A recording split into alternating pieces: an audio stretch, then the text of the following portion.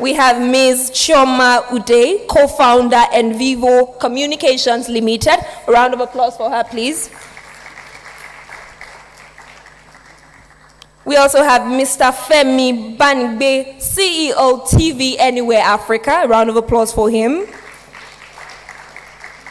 And last but definitely not the least, Mr. Kashifu Inuwa Abdullah, DG NITSDA, represented by Mr. Emmanuel Edet, Assistant Director, Head Legal Services and Board Matters at NIDA. A round of applause for him, please. Over to the moderator.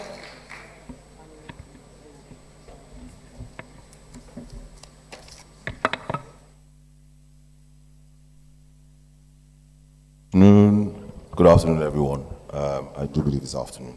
Well, my mic's working now. So we're just going to get straight right into it. Country of over, I believe, is 120 million, 160 million, 200 million people. Internet penetration today is at a level that I'm not even sure we have the specifics in terms of data. But for this session, I believe, I don't know if Chairman SBL is not here, and if you heard him at the dinner we had 2 nights ago, he spoke about his best and worst attributes of being a micromanager.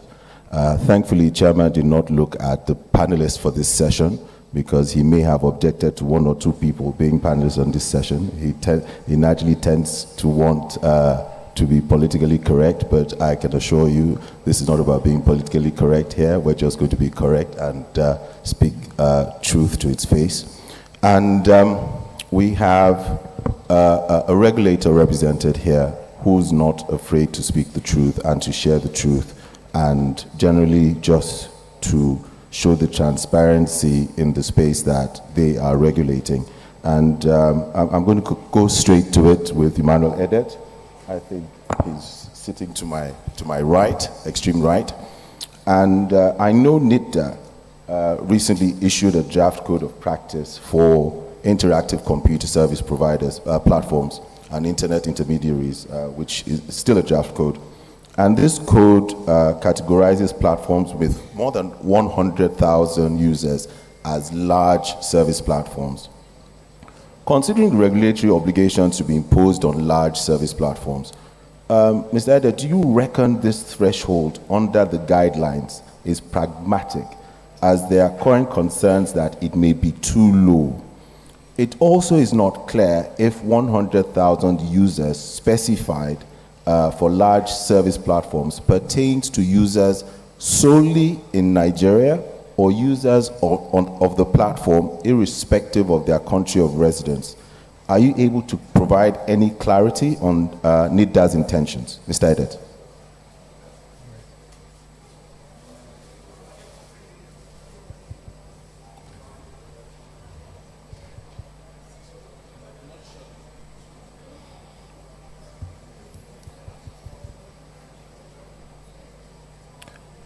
Technical staff, would somebody please help with this microphone?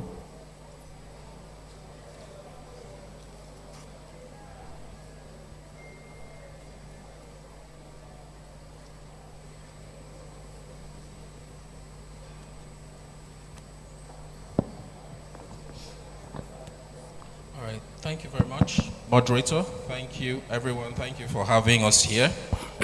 First of all, let me apologize on behalf of my Director General. He intended to be here, but he was just called off to an important issue which he has to deal with personally. And so he has asked me to represent us. And going straight to your question, sir, the National Information Technology Development Agency came up with the code of practice based on the need to actually identify issues that will assist in the development of the digital economy. And one of those issues has to be the confidence to use these types of digital economy. So the essence of the code solely is to provide a procedure to manage content on these platforms that may violate or cause harm in Nigeria. As regards the 100,000 threshold, based on consultations, we have actually increased that particular threshold. We have reviewed it upward to 1 million users as at the current version of that document. The essence of this is to ensure that if you have 100 million or 1 million users in Nigeria, you should be able to account for some of the needs of the Nigerian laws and Nigerian administrators. The scope of the code is based on those who reside and are Nigerians. And so it's basically targeted at Nigerians and those who reside in Nigeria, and not just anybody anywhere in the world. And also targeted at content that can cause harm in Nigeria or break any law in Nigeria. So in a nutshell, that's just it. We are in continuous consultation, and will ensure that all the stakeholders' views are taken into consideration while we manage and issue this code. Thank you very much. Thank you very much for that, Mr. Edet. And I want to go to a practitioner directly now, and this is to Mrs. Oyewole. We know our regulators are confronted with the fact that the rapid pace of change and innovation on the internet, regulatory initiatives are often rendered irrelevant as soon as they come up, as they're proposed. Should we even bother with regulations? That's the first thing. And how can regulators craft a durable approach that can remain relevant in this fast changing environment, but consistently, the law is constantly trying to play catch up? Your views, please. Thank you very much. And I'd like to start with saying good afternoon to everybody. I'm particularly pleased to see that not everybody is dressed in black on a Friday. A lot of color. Now, coming to your question, Mr. Moderator, let me throw a number out there. $78 billion per annum. That amount represents the economic loss as of 2019 to the US as a result of fake news. Fake news also attracts not just financial damage, but non-financial damage. It causes racial and tribal tension. It causes anxiety. It causes damage to people and property. So on that note, one would say that there is definitely a need to regulate. However, I would put a pause on that, and the reason is this, and this is coming to the second aspect of the question, which is, what are the approaches that we should adopt with regards to regulating digital service providers, the internet, ISPs, whatever you want to call them. And where I would come from is that for the majority of us, before we take any decision, we want to be as informed as possible.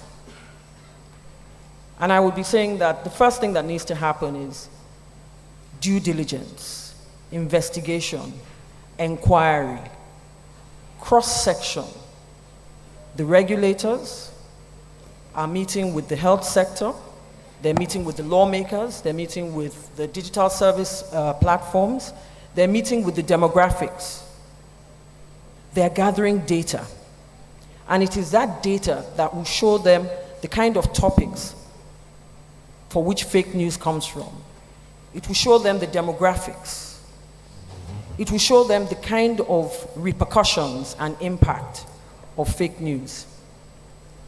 It's your data analysts that will analyze that data and bring it back to the regulator and anyone else that is involved in coming up with a framework. And it's from that particular data that is gathered that you can now begin to develop different approaches to address what is going on our internet or with the internet. Is it regulation? Is it advocacy and awareness? Or is it even partnering with the tech community for the purposes of developing suitable applications to track and get rid of fake news? So it's not so much about regulating the internet, it's more to do with understanding what the issues are. And once you have a better understanding of what those issues are, then you're better able to deploy whatever measures you need to put in place. It could be regulation. A big one is advocacy.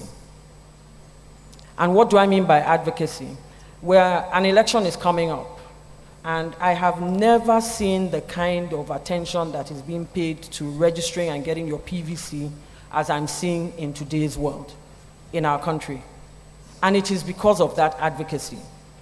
We have a saying in the film world, content is king, but we have another aspect of that saying which I particularly love, which is that marketing is queen.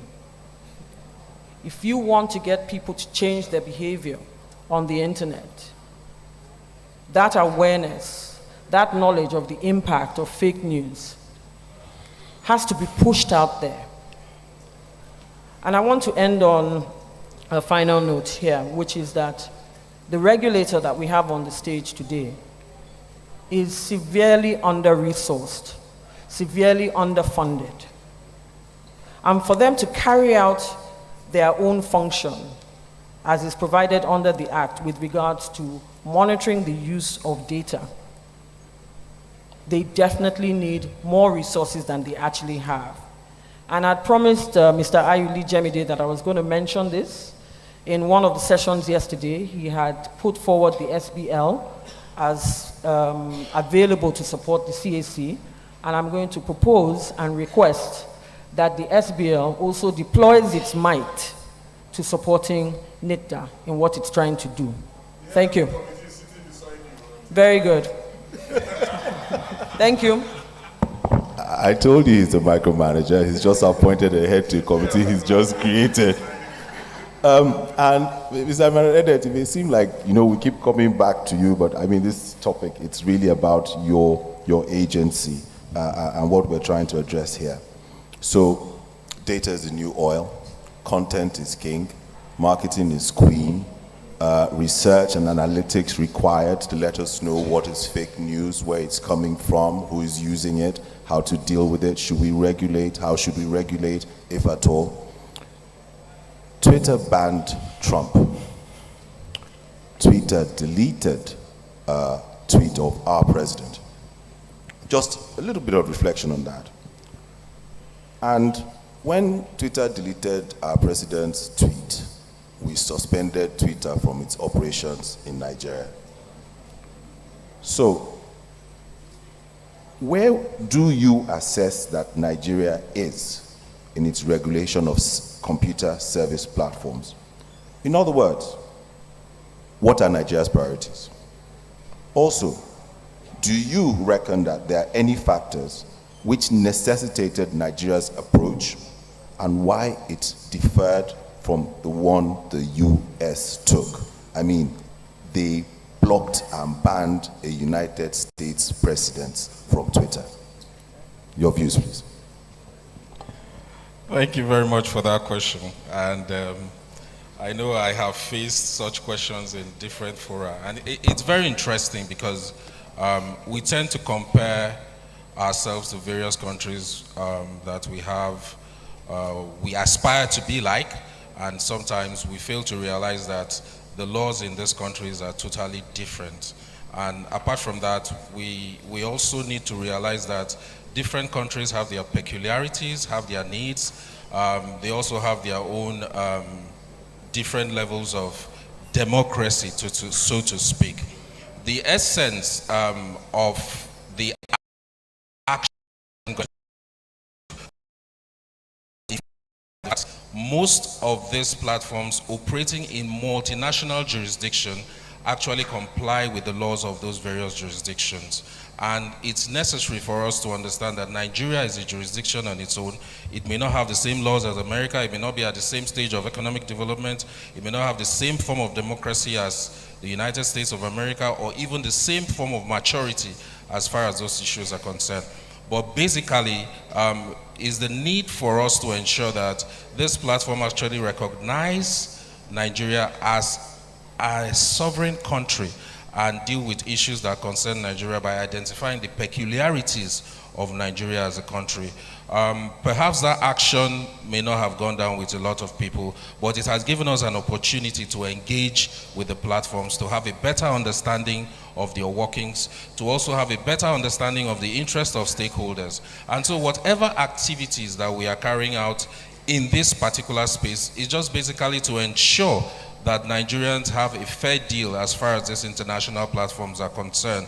What we mean by fair deal coming from NIDA is that the laws of the country should be recognized when you're dealing with Nigerians, and also safety, and ensure that the use of this platform complies with the various regulations within the country. We don't want the internet to be a lawless land, so to speak, but we want the internet to be used in such a manner that it can promote digital economy and build confidence amongst Nigerians. So our approach is basically safety and ensuring that the use of these platforms actually comply with the needs of our country as Nigeria. Thank you very much.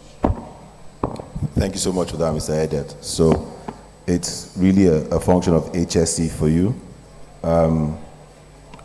recognizing and respecting the laws of the land, understanding the peculiarities of this economy and how things operate and how things work here. I sincerely hope that we don't continue to be peculiar from the rest of the world, and that we start, in terms of international best practices, that becomes a common thread that we begin to follow. And I want to come to, Choma, I want to come to you now, because you provide a platform for what I call the future of our economy, for film, media, entertainment, and even education, which is Envivo. And I'm still going to talk about this Twitter ban for now. And considering the Twitter ban, the budding tension between government and private internet service platforms, as we've seen in Nigeria and even in India, among others, what do you consider to be the common thread of concern for internet regulation in the near future from a global perspective?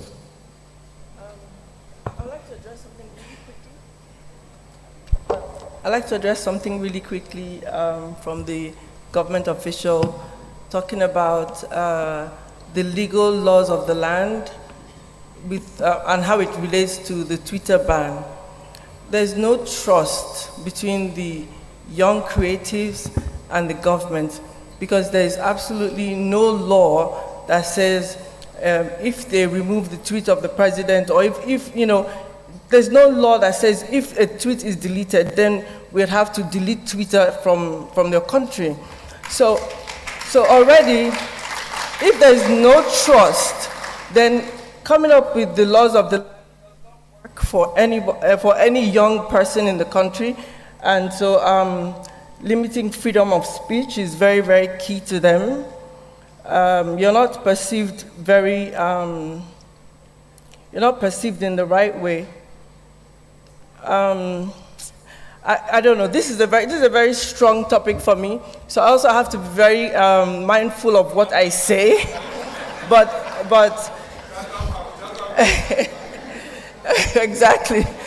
But limiting and deleting the Twitter app in Nigeria just brought up the rise of the VPN. Everybody decided to use. My mom, who didn't even know what VPN is, of course, knew what it was at the time. So you actually introduced another technology to us in the space and reduced your revenues by doing what you did. Back to the question. What was the question?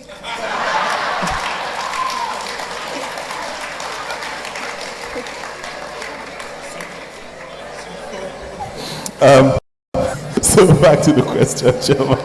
You just couldn't let that go. And we went from international best practices. And I'm just saying, what do you consider to be the common thread of concern for internet regulation in the near future, from a global perspective? What's a common thread of concern? Oh, the common thread of concern, thanks to the ban from Twitter, is also trust and stifling creativity, expressions, and of course, innovation at the end of the day. As simple as that. Thank you. Thank you very much for that. So I want to go to an investor now, and somebody who's also is a creative, and we're consistently talking about foreign direct investment. I heard Lola De Oshosami talking about the erosion of foreign investment into this country.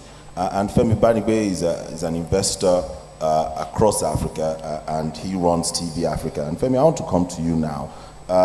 Facebook, Twitter, YouTube, and Netflix platforms, the OTTs, they have policies aimed at preventing hate speech. And we already spoke about fake news and whatnot. They have policies preventing hate speech, bullying, violation of basic human rights, and infringement of intellectual property on various platforms. And they can do this through features embedded into the web and mobile application software, such as the report feature, restrictions on content, takedown of videos, and I mean, Sandra spoke about takedown of videos on YouTube earlier when we were in the speaker's room. Takedown of videos with unauthorized use of a copyrighted song. On Netflix, users cannot take a screenshot or screen record. With the self-regulatory nature of these platforms, do you reckon there is still a need for government regulation? Femi Banigbe. Okay, Femi, you're to my right, so I can't really see my panelists. Thank you for the question. I also want to take a lead from what Chioma did. I wanted to quickly make a comment around placing a size, determining a large platform by virtue of how many users are on that platform. And then that sort of mandates that platform to sort of start to do certain things, put a licensing officer on the ground, register in Nigeria. I was having a conversation before the panel started, and that is the fact that somebody has 100,000 registered users does not mean that those users are active. Even if you put it at 1 million, does not necessarily mean that those 1 million are active on the platform. And let's even say that the 1 million are active, that does not mean that that platform is making money. So effectively, most of the platform thrive based on user-generated content, and they are most likely freemium. So if you have to then have an office, you have to appoint a licensing officer when you have not even started making a dime. So if every single African country does that, then a lot of those startups would die even before they get a chance to become big. So this is one challenge that we have to sort of look at and see how we really define what a large platform is.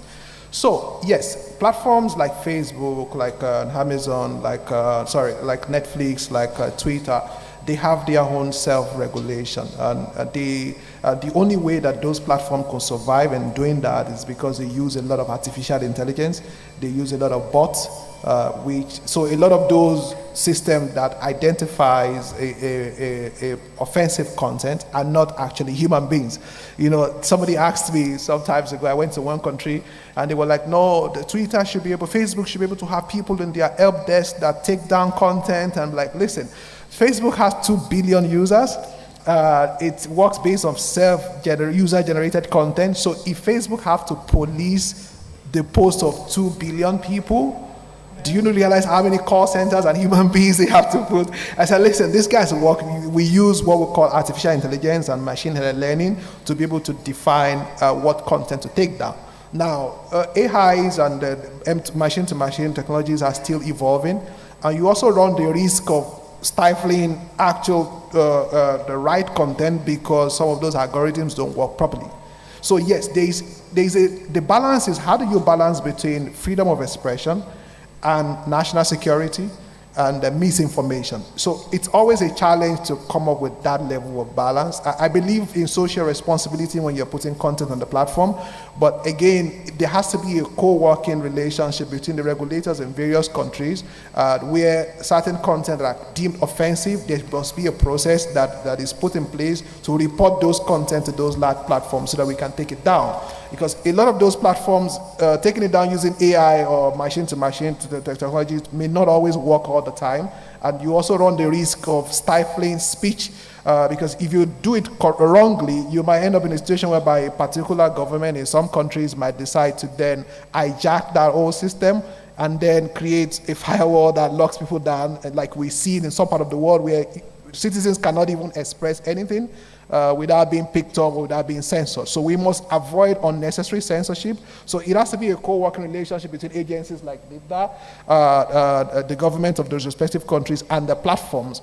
If you want to put it as a regulation, it's always difficult for compliance and enforcement mechanism. If you're not able to enforce certain things, it's always difficult for you to make it a law. You start with regulation by form of a collaboration between the platform and the respective countries. Later, you can then figure out how to codify it into law. If you go and codify it before you really understand how it works, it could actually create a backlash, or I would say a pushback from the citizenship of those countries. Thank you very much for that, Femi. Now, so it's a balancing act, making sure we don't over-regulate, and at the same time ensuring that your freedom of speech, freedom of expression is still protected and recognized. And I want to go to my Calabar brother friend, who I just discovered is of South African origin, and I actually initially assumed he was from Anambra State, just like Choma, until he told me, and this is Shumani Gereda. Did I try with the pronunciation? Yeah. So Shumani, I'm just coming straight to you, and Shumani works with MultiChoice. Very simply put, there's presently no distinction between the regulation of linear TV and non-linear TV in Nigeria, particularly non-linear TV content consumed via OTT service platforms. Do you reckon this is a necessity, considering the changes in the way and manner content is now consumed? Okay. So I don't press, eh? Can you hear me? All yes. Right. Thank you very much, and thank you to my chairman, the Odofin, for giving me the opportunity to come and land here. And thanks for not asking me Twitter-related questions, even though I'm the last person to speak. So it is not correct that there's no distinction between the regulation of OTT and traditional broadcasting. There's a huge distinction. Traditional broadcasting actually regulated very hard, rigid regulations by the NBC. The OTT providers at the moment are not regulated. Rightly so. Technology always overtakes regulations, and regulators most of the time are not capacitated, as we discussed with the NITA representative there. But over and above that, there's an issue of complexity in the new technology. You may remember when Skype came into the market, I think it was about 16, 15 years ago, mobile operators were up in arms that it should be regulated. But within a few years, it was declared obsolete by services such as WhatsApp and the like. They did the same 3 years ago. They said WhatsApp must be regulated. Now the question is, what exactly do you regulate? So in terms of stifling, I would say I mean, registration is necessary. That let's have a Showmax, for example. Let me use a Showmax, for example. The way to regulate such services is to have them, register, have a local company, pay taxes, get an easy license like a VAS license that the Communications Commission grants.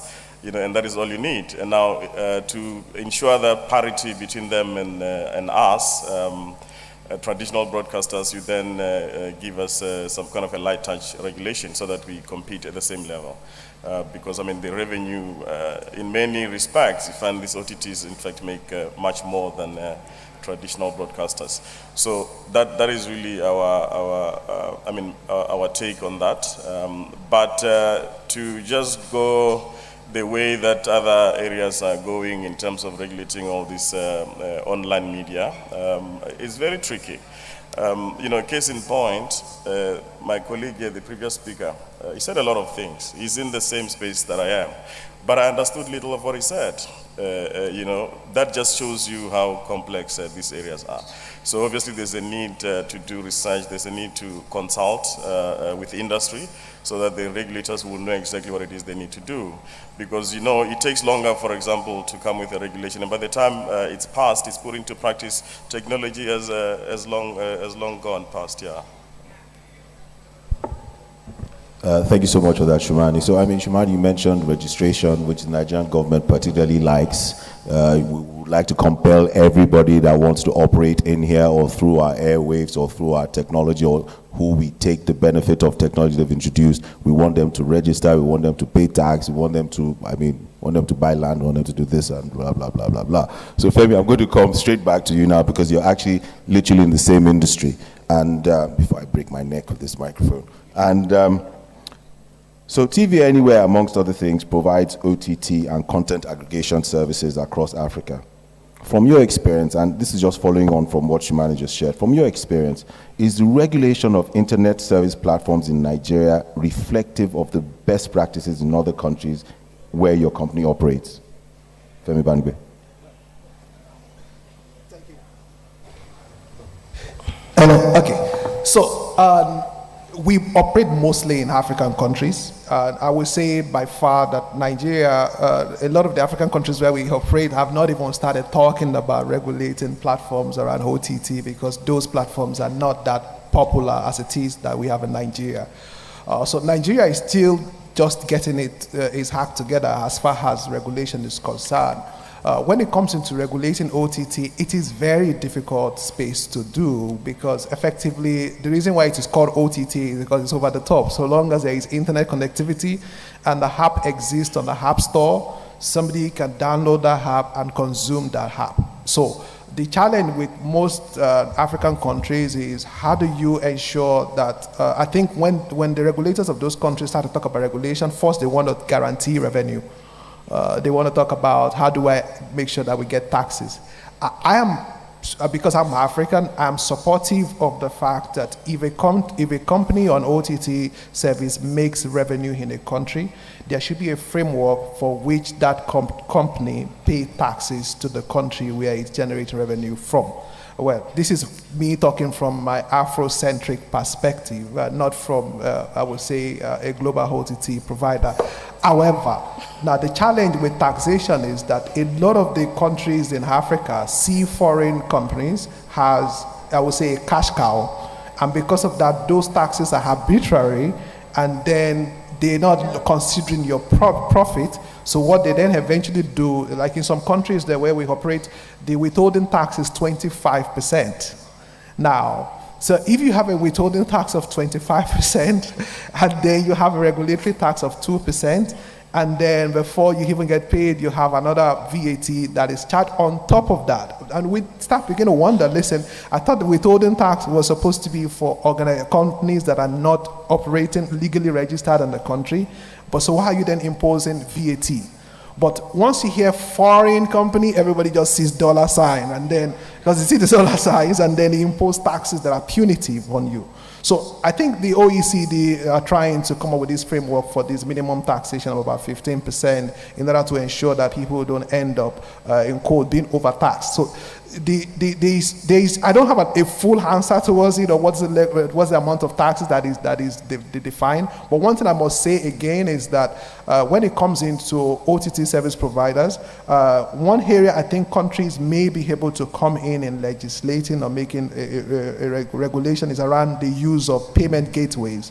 So if you look at Apple and Google, if you're doing in-app purchase, let's say if you're a streaming service provider and you want people to subscribe to your service using inside the app, Apple will block it because you're not using the Apple payment gateway. Now, they want you to use your Apple payment gateway, and then when you use that, 30% of your revenue is actually withheld by Apple as well. The same thing Google is trying to do. So if I have a startup in Nigeria that also can offer me a payment gateway, say a Flutterwave or a Stripe or another fintech that is in Nigeria, that could offer me the same service that Apple and Google is offering me, with depriving that startup of earning a revenue because of these global practices. So in terms of regulation, I think that one way in which we begin to talk about allowing global OTTs to also be able to contribute to the economy is making sure that we allow the flexibility of having some of the payment gateways in country to be used for payment. Because when those payment gateways are used for payment, there is revenue accruing to those payment gateways that eventually comes back as taxes to the government. I am against this whole idea of above the line tax, deduct from source, and the percentages just doesn't make any sense. It kills the business before it gets a chance to keep on survive in those countries. That's just my perspective. Thank you for that, Femi. I sense that, Chairman, you seemed like you wanted to just dive in. Go ahead. Thank you.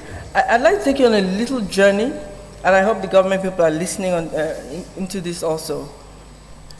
So there's a huge thing about, oh, the big companies are coming, how can we get them, how can we regulate them, how can we tax them, because that's how we make money. Okay, so I make a film. I sell my film to an Amazon Prime. I sell my film for, I would say, $500,000. I know a lot of people who sold it for more. As an aggregator of Amazon, I can tell you for sure, people are selling movies much higher. In this $500,000, before I collected the $500,000 from Amazon, I have already paid salaries to close to 100 people, from the costumers to the musicians to the food people to name it, there's a whole line. Then Nigeria comes along and says, no, you have to be in the country because we have to tax you. Basically, all this regulation, in my opinion, is about taxation. And I believe taxation should be done right in order to maximize it. So telling them to come to the country for taxation is so limiting. There is a program about to be done. I can't say the name of the movie. It's a TV series actually, done on a very high scale. It's going to cost between 12 to $15 million. Now, typically it is a Nigerian TV series, but they're going to do it in London. FIRS is here.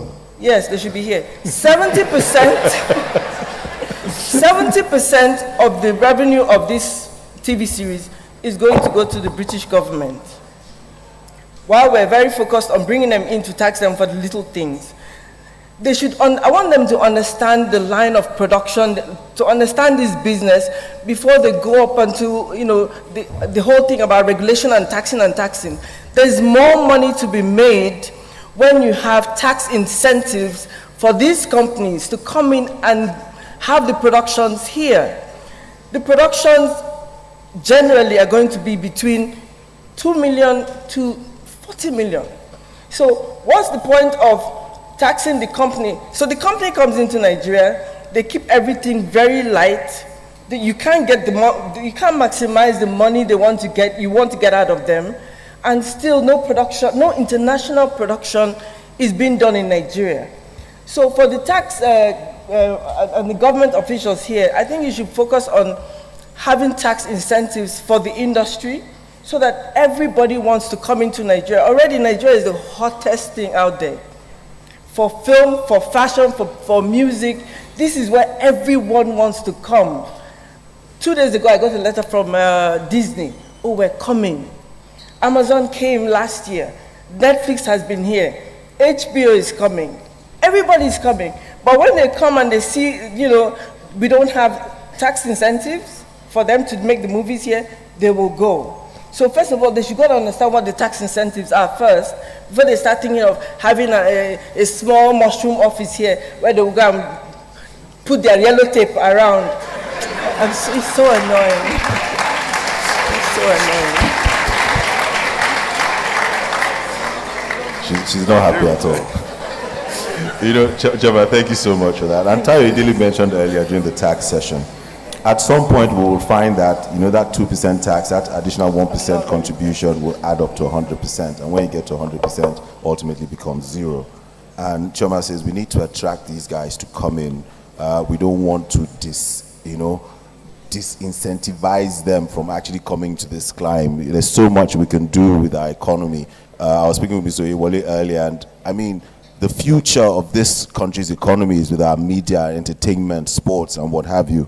And to ensure that we're all able to reap the benefit of the talent that we have and generations that are not even here will have.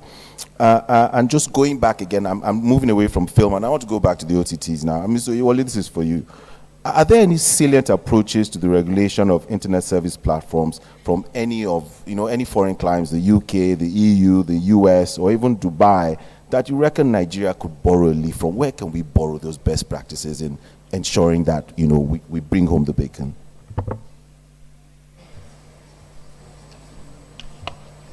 Thank you very much for that question.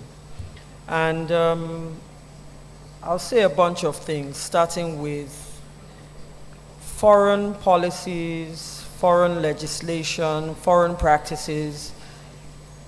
They're good for guiding. They're good for understanding how it's done in another climate. Are they necessarily good for us?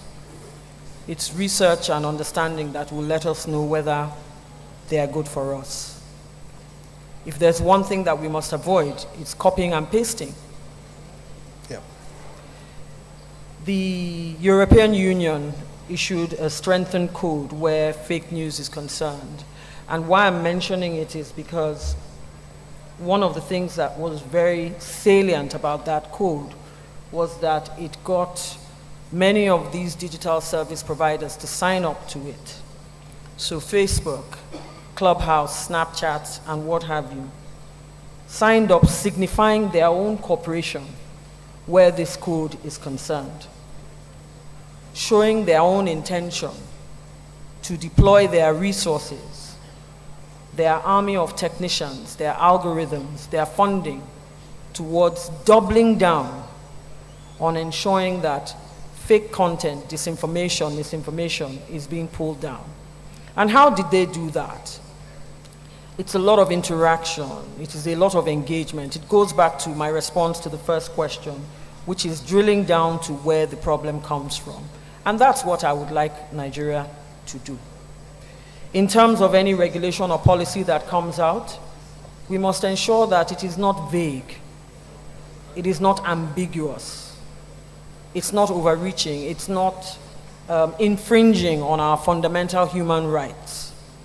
And I want to talk about freedom of expression. There's nothing in the Constitution that says that in expressing yourself, you are allowed to tell lies. You are allowed to disseminate what constitutes fake news. So any legislation, regulation, or policy that we want to put out there must avoid infringing on our fundamental human rights. Another thing that I think we need to do is to monitor emerging technologies. We're talking about fake news. Let's ramp it up a notch and look at what is happening with deep fakes right now. That is another level entirely. So we need to future-proof ourselves. We need to see how we can understand what exactly is going on, and we're deploying those measures. And we can take leaves from what's going on abroad, but we have to develop the solutions that work for us in this country. And I'll end it on that note. Thank you. Thank you so much for that. So it's not a copy-paste solution, but truly one that should be tailor-made to our own peculiar circumstances. I want to go back to the regulator again now, and this is just for us to get a sense from you what our government and your agency intends to do to balance the ease of technology service platforms commencing business in Nigeria with the concern of over-regulation. You can see that what's been shared here by a few of our panelists is this fear of over-regulation. But if you can tell us, are there any incentives that the government, your agency is looking to put in place in this regard to incentivize these platform providers, to incentivize internet service platforms coming into the country? Thank you very much. To address that issue, the answer is simply yes. There are various incentives that have been put in place already, and they are incentives that are also coming up, which will actually identify the needs of these platform service providers and also address some of the regulatory challenges that they face even outside content moderation and whatever NITA is doing. But the point is this, that we must not forget. I think it's easy to condemn government and say government are doing things wrongly. The code of practice has been published for almost a month now to Nigerians, inviting comments. Because as government, we don't know it all. We want to understand what are the issues. If you say that this code is stifling your freedom of expression, show us the line in the code that will stifle your freedom of expression and let us address it jointly. We have done this. As NITA, we are a stakeholder organization, and at every point in time, we have not created any regulation that has not been passed through stakeholders for comment. We are trying to breach this issue of we don't trust government. But we have taken 100 steps and there is little or no reaction. So how do we ensure that digital economy is promoted in Nigeria in such a manner that is going to be beneficial to us? And the only way we can do this is to continue to engage. And that's why part of the reasons when my DG was invited, he really wanted to be here. So the essence is this: we do not know where it pinches you unless you tell us. And when we come out and say we want to engage with you, fine, engage with us, and not the issue of distrust. We can continue to distrust each other for a long while, but in order for us to ensure that the growing technology space in Nigeria continues to grow, we need to understand your needs in terms of regulation. And let's not always look at regulation as something that comes to gag you or tie your hands or prevent you from making money or siphoning your money. No, that's not what regulation is all about. There is a need for the society to understand parameters. There's a need to set minimum standards. There's a need to understand that whatever activities you're carrying out is absolutely protected. Because when you buy things online and you don't receive it and you have a problem, you need to be protected. So how do you achieve that? That's where this kind of regulations come in to assist Nigerians to ensure that they make the optimal use. So as we continue to engage with these platforms, remember we have promoted the startup bill, which has been passed by the Senate recently. What does the startup bill do? It basically supports every startup and ensure that they get the right environment, the right funding, and also the right opportunities to grow into big companies. That's what we want to achieve. That's what we are aiming at. The code of practice is not aimed at stopping you from talking. You're right to swing your arms and where my nose begins. People would say that, oh, we are stifling, we are trying to take content off, blah, blah, blah. But the truth is this: I can challenge anyone. You would not understand the pain and the hurt that lies, fake news, and even gruesome pictures does to you until you experience it personally. We've received reports about this. So our aim is not to hurt our citizens. That would be an irresponsible government. Our aim is to ensure that whatever the citizens are doing online, they are actually benefiting. When these foreign platforms come to Nigeria, some of them are no more foreign because we can argue all we say, but the truth is a lot of these platforms are already registered in Nigeria, even before the existence of this code. So the point is, some of the content of this code are already in the community policy guidelines of these tech firms. So the point is this, right? What are we going to do? Are we just going to sit down and fold our arms and see how it turns out and continue receiving the complaints and say, oh, there's nothing we can do about it, it takes space, we don't want to stifle innovation? Or are we going to do something with the support of the citizens? And that is why we have published this code. And that is why we invited this comment. And unfortunately, we didn't get the ratio of comment we expected from Nigerians. But in direct response to your questions, yes, we are doing things to promote tech in Nigeria. There are several measures on ease of doing business and registration in Nigeria. There are several other ways which we make funding accessible to Nigerians. And we'll continue to make these things accessible. But the truth is, we need to have more information. We need to understand. We need to do this research. And the only way we can do this research and understand what is suitable for us based on the scopes that is out there is for you to participate. There are several countries, England, the EU has been mentioned, India, Malaysia, they are all making laws which are even more stringent than what we are doing here in Nigeria. And we would argue from the government perspective that it is only when we engage that we can identify the issues that need to be addressed and address them. In that we are transparent and we are stakeholder oriented, and that's why we are here. Let's engage and let's understand what we are talking about for the benefit of Nigerians. Thank you very much. Very well said, Mr. Edet. I see we have about 7 minutes remaining. I still have maybe 1 or 2 questions for my panelists. And I grew up in an age where television didn't start before 4 or 5 p.m.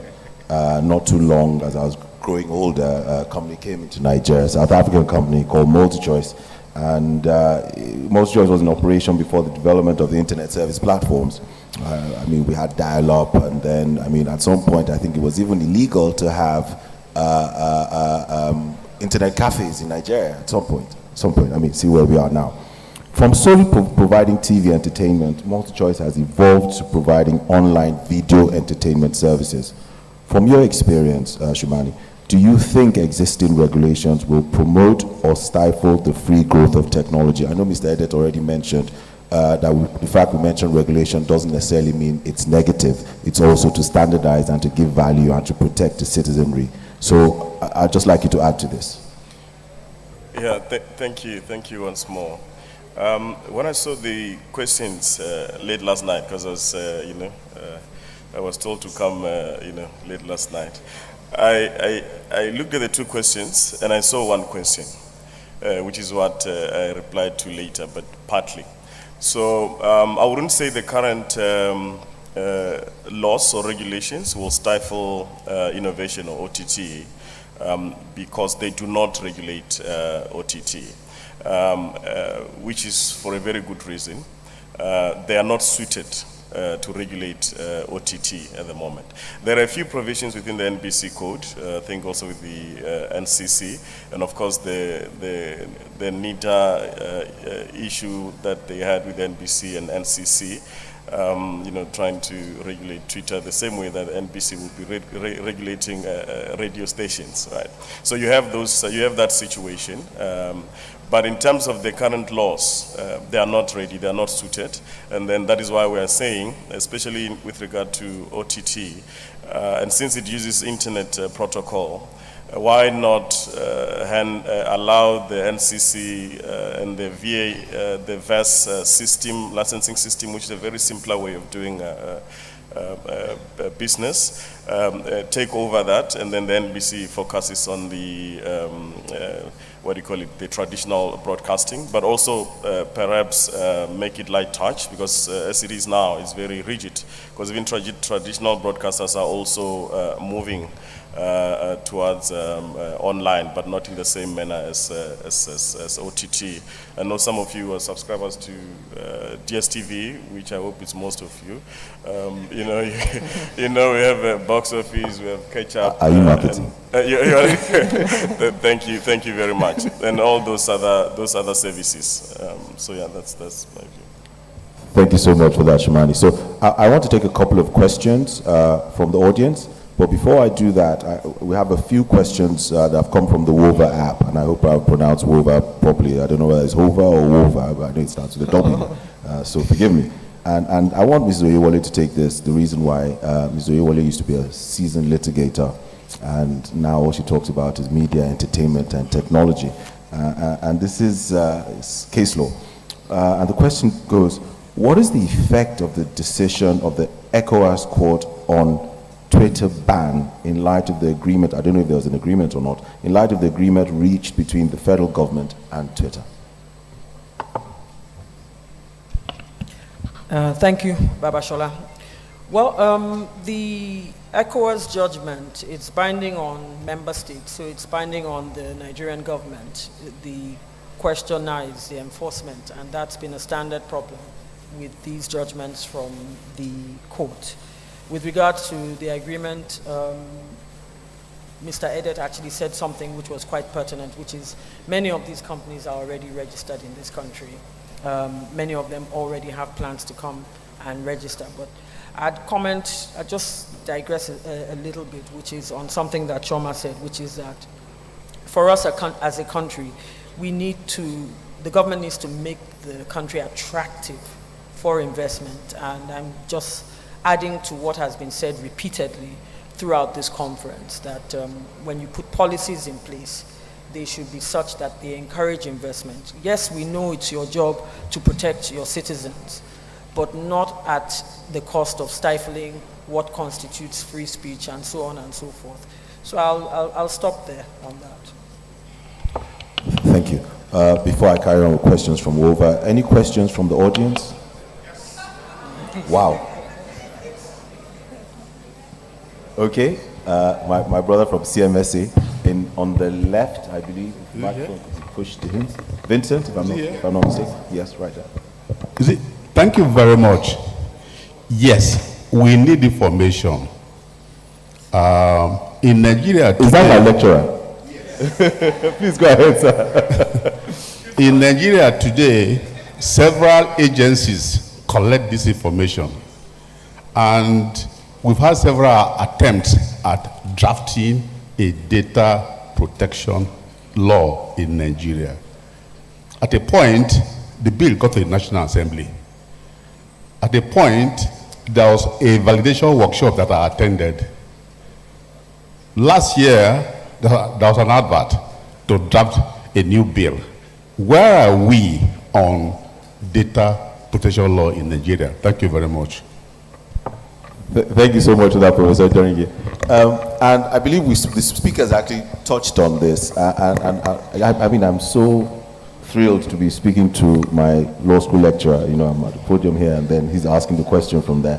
And so there's also a constitutional twist to this, because when we look at our list on the Constitution and data protection and whatnot, you know, there's a twist to it there. Mr. Eder, do you want to take it, because we discussed this earlier? All right, thank you very much. You know, Nigeria. And you can mention the states that have passed their laws too, if you don't mind. Nigeria is an evolving country, and it's very interesting how these dynamics are playing out in the legal space, and which is part of the thing in the tech space is that we are exploring how laws can actually catch up or even deal with technologies. On the direct question by my prof, and I think I can express the sentiments that I was also his student in the law school, and I remember his company law evidence. Sorry. So the thing is this: the data protection law got to the National Assembly. The initial data protection law got to the National Assembly and was passed by the National Assembly, but there were some disagreements on several aspects when it got to the executive for the final signing, and it was returned to the National Assembly. So at this particular stage, it has been, or more or less, it is being reviewed to address some of those issues that were raised, and very soon it's going to go back for passing. I think on Monday and Tuesday at Rockview Hotel, there's a policy discussion on data protection, which is going to take in inputs to address some of these bills, and I don't know if some of us have been invited. We should try and be there and make our contributions. So in a nutshell, that's the answer. Another issue which we face as a challenge sometimes is the fact that the list, the exclusive list, the residual list and the concurrent list, the problem we have is that some of the issues that are being addressed in the tech space were not specifically mentioned. Yes, there's a part that says that and any other issue incidental to the things on that list, so we can stretch it that far. But believe me, there are lawsuits coming up to challenge the legality. For example, the cybercrime law, there is a suit that challenges the fact that can the federal government exclusively enact a cybercrime law? Can't the state have their own cybercrime laws? Same thing with data protection laws. But believe me, if every state has its data protection law, it will be a legal chaos in this country, especially for startup businesses. Thank you very much. Thank you so much for that. Our time literally is up, but by executive fiat, Mr. Chairman, can I take 2 more questions? Thank you. There's a gentleman over here in the cap. My name is Uwafio Konsage of Lesquari. My question goes to the regulator here. The tech space, Nigeria is, I think, number 3 with the highest number of tech startups, just behind India and the United States. Sadly, just 2 of Nigeria tech startups, Andela and Flutterwave, have attained the status of unicorn. One of the reasons many of these startups even die before they start is because of these choking regulations, not just from NIDA, but other regulations. Take, for instance, the CBN ban on cryptocurrency transactions. One of the unicorns coming out of Africa is KuCoin, and it's from Seychelles. It's worth $10 billion. The effect of CBN's action of banning cryptocurrency transactions or preventing banks from sanctioning cryptocurrency transactions is cutting out one particular aspect of tech space where innovations is coming up. And Nigeria is not gaining from that. Nigerian banking sector is not gaining from that. We are not getting taxes. And Nigeria is one of the biggest cryptocurrency markets despite the ban. So we are one of the biggest. So because of the regulation, just like Choma said, we found just the same way we found a way around Twitter ban. We have found a way around this ban, but it is to the detriment of Nigeria. This thing does not just. This is one of the very numerous instances. So my question is, as NIDA, your major area is technology, and there are a lot of tech startups coming up, fintech majorly. As a matter of fact, I think there's a recent stop on use of virtual dollar cards, which is also affecting fintech. Is it going to further affect our economy and how we go? My question is, moving forward,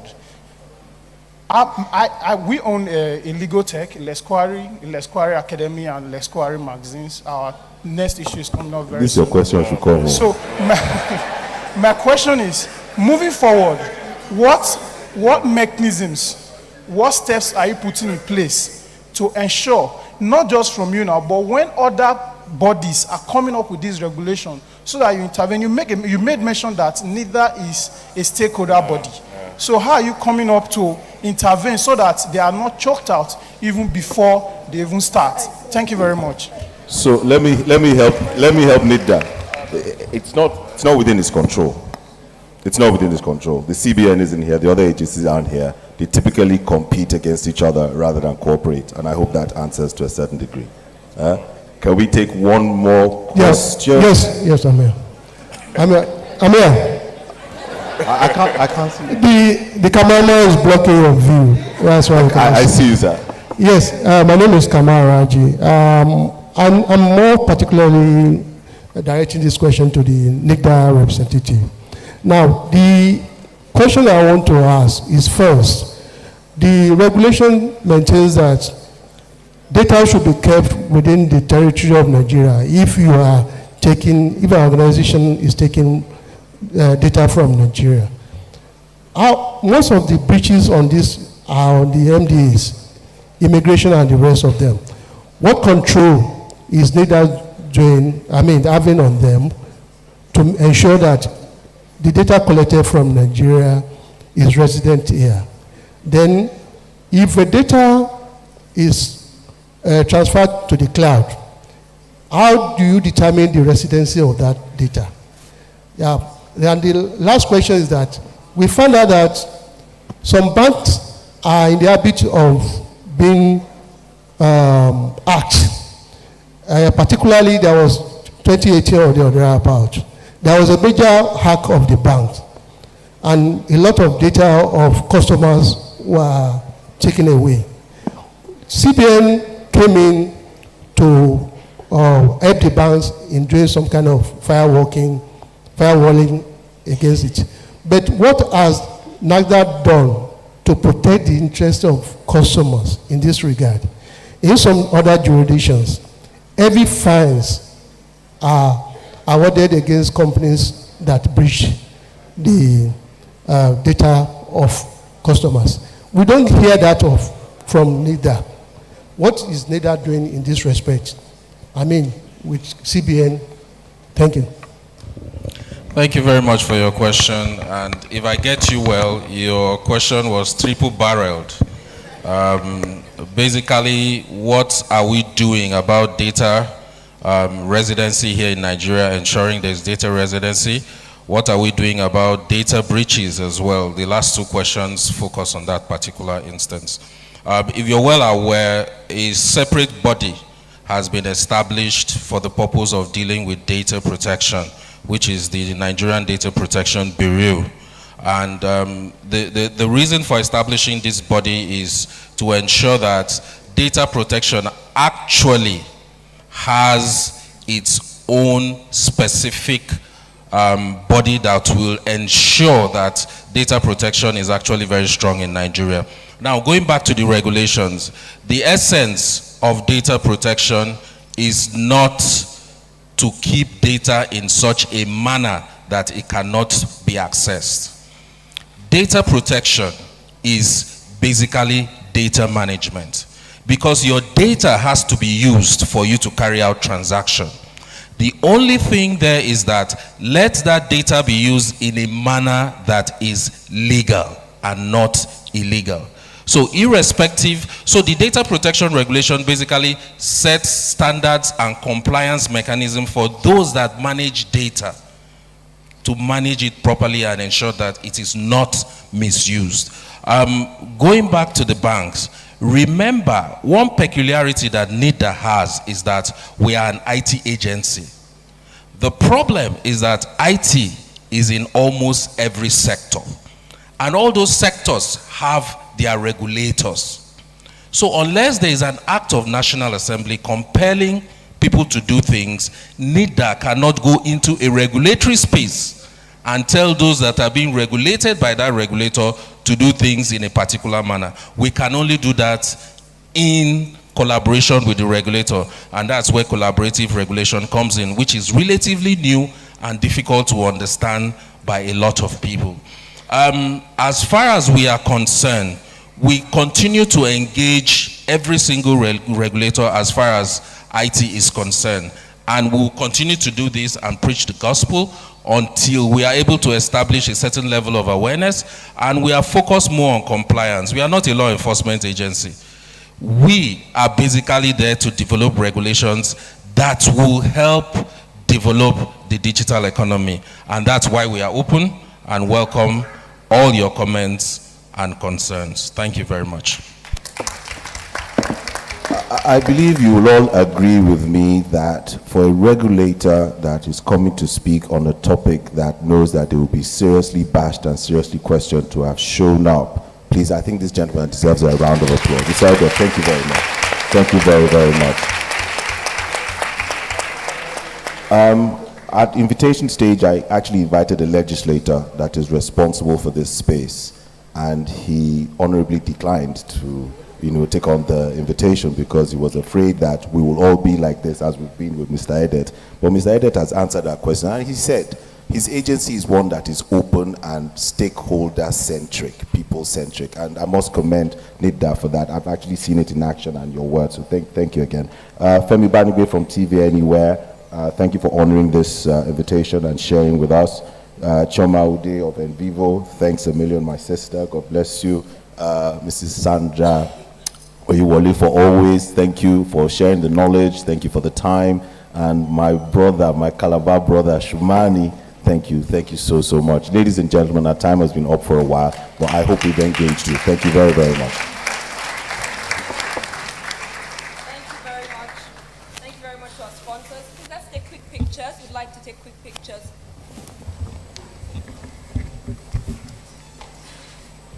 Please, let's give them a round of applause, our panelists and our moderator. They did such a great job. It was such an insightful session, and I could see a lot of hands coming up when it was time for questions, so they did such a great job. I'd also like to invite the NBA-SBL executives to please come forward to join them for pictures, as well as sponsors for this session, that's representatives of Banwo and Igodalo and MTN. Please join us for quick pictures. Thank you.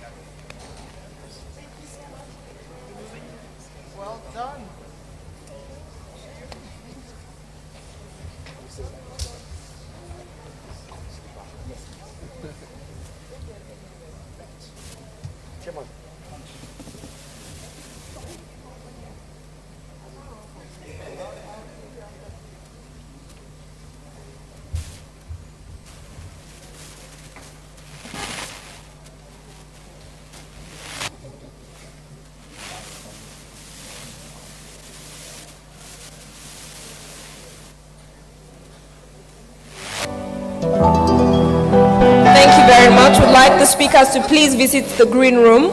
Please visit the green room. The ushers are here and they're available to direct you to the green room.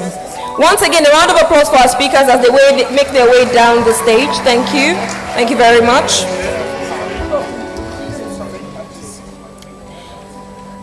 Distinguished ladies and gentlemen, let's take a quick poll. Very quick poll, Vox Pop, voice of the people. If you were at the games event yesterday evening, please say present. If you were not there, please say missed. Let's take it again. If you were there yesterday, please say present. If you were not there, please say missed. Now, if anybody around you missed it, please look to them and tell them you missed out. So, just to let you know that we are having this evening the closing party. So there's a closing party this evening. There was a game. If you missed out on that, you may not want to miss out on another opportunity to have fun after serious conversations that we've had today. As you can see, the party is here at the Hilton Congress Hall. Music by DJ Buski and Ima Gray. The only information missing there is who your hype man will be. It will be yours truly. Thank you very much. A round of applause for me, please. Okay, so a quick challenge. We're moving on to lunch. However, we're having a challenge on Hoover. Once you have your plate with you, please take a picture of what you're eating along with the picture of your face. So, you know, food and your face, and put it on the Hoover app on photos. You can click on the home, photos, and upload, and we'll be having those pictures displayed once we are back. So we're going to have a quick break for lunch. We'll be back at 2:45, and just to re-emphasize again, different halls. So our speakers will be at the FCT hall. Everybody else will be at the Zuma restaurant, which is at the main building. We have the Kanu at first floor Congress, mezzanine at first floor hall Congress, or rental restaurant, mezzanine 01. Everybody, let's have a nice lunch and see you very soon. Importantly, please, go along with your belongings, please. Your phones, your bags, anything you came with, kindly go with them, please. Thank you.